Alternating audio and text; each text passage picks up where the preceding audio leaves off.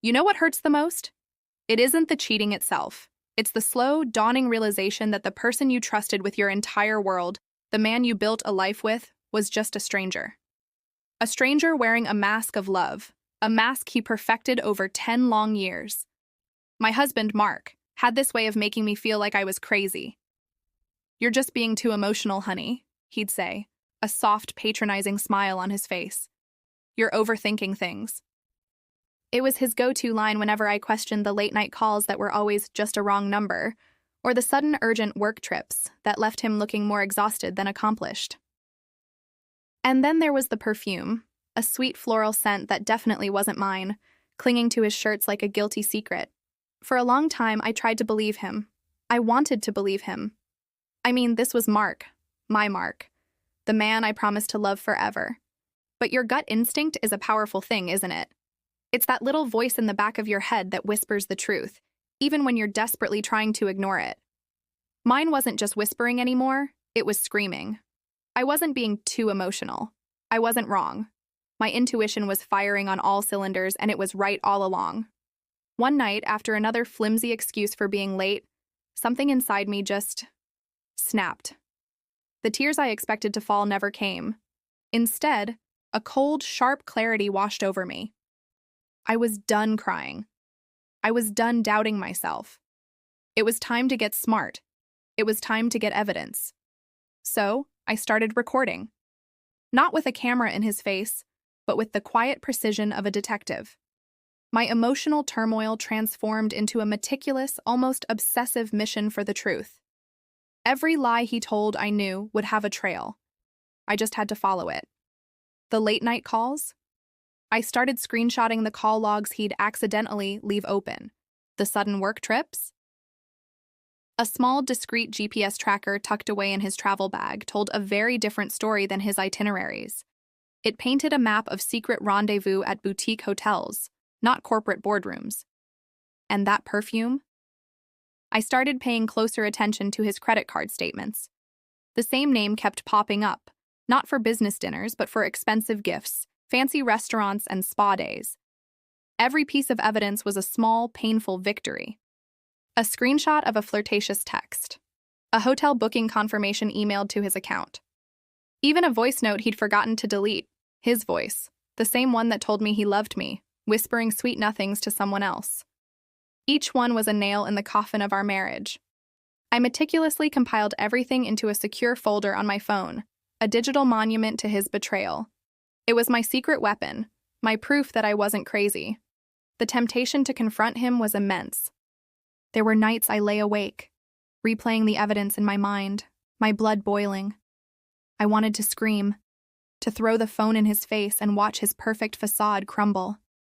But I knew that a messy, tear-filled fight would only give him the satisfaction of seeing me broken. He'd just call me emotional again, twist the narrative, and maybe even try to play the victim.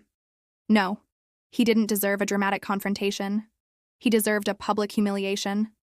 He deserved to be exposed in front of everyone who thought he was the perfect husband, the perfect son, the perfect friend. So, I waited. I played the part of the loving, oblivious wife, smiling through dinners and holding his hand in public, all while my secret folder grew heavier and heavier with his lies. The perfect opportunity was just around the corner, our 10th wedding anniversary. He, of course, wanted to throw a huge party. He loved being the center of attention, the gracious host surrounded by adoring friends and family. It was almost poetic. He was planning the stage for his own downfall, and he didn't even know it. The night of the party arrived.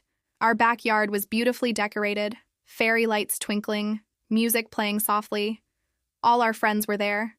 My parents, his parents, everyone who had witnessed our love story unfold over the past decade. Mark was in his element, laughing, pouring champagne, accepting congratulations. He even pulled me in for a kiss, whispering, "10 years, babe, to many more."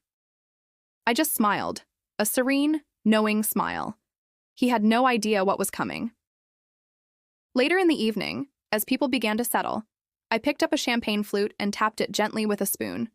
The chatter died down. All eyes were on me.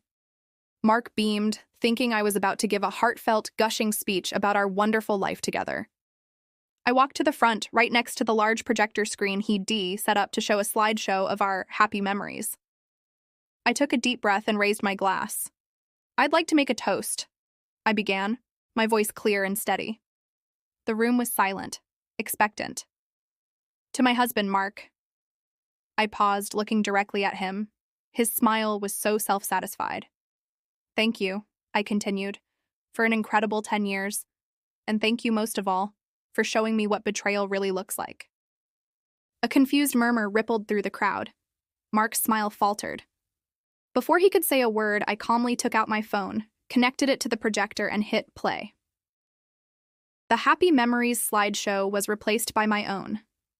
First, the screenshots of his texts, messages of "I miss you" and "I can't wait to see you tonight," to a number that wasn't mine. Then, the photos from the GPS tracker, his car parked outside a hotel a town over on a night he was supposedly working late.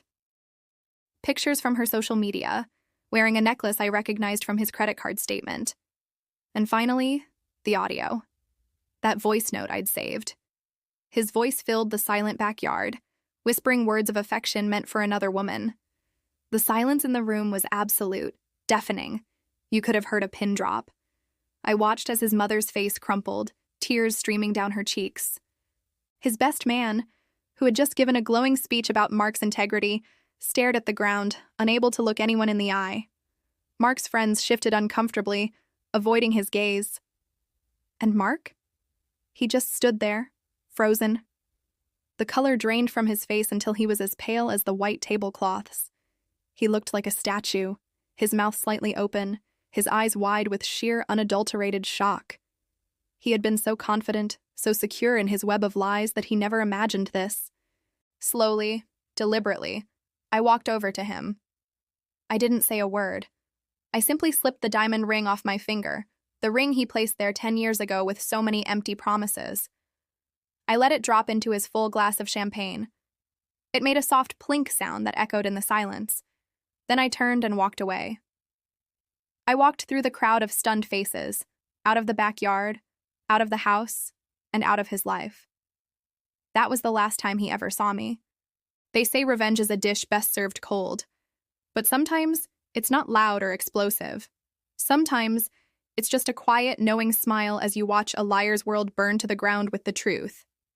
It's the silent victory of walking away with your head held high, leaving the wreckage behind for them to clean up. If you love hearing true, Reddit-style stories where cheaters get exactly what they deserve, you're in the right place. Make sure you hit that subscribe button and ring the bell, because I have so many more tales of justice to share with you. Thanks for listening, and I'll see you in the next one.